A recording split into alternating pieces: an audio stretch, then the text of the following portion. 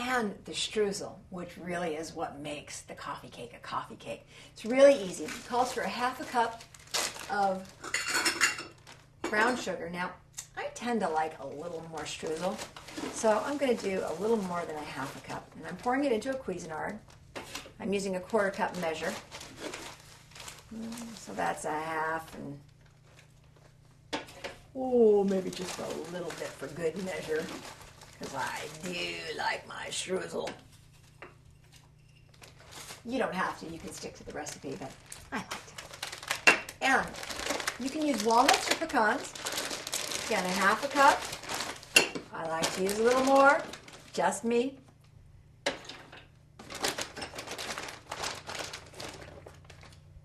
It's a healthy half cup. And a half a teaspoon of cinnamon. It's going to give it a really nice flavor. I'm just going to open this up.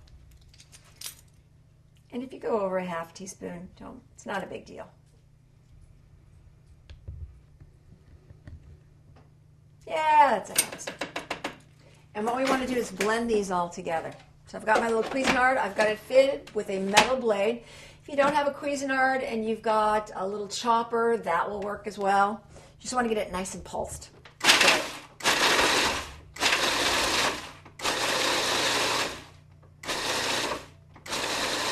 see. I'll show you what we're looking for. This is what we're looking for. Okay, take one more little pulse.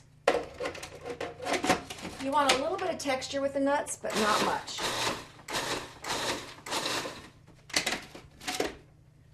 Okay, that's perfect. So let me grab a bowl.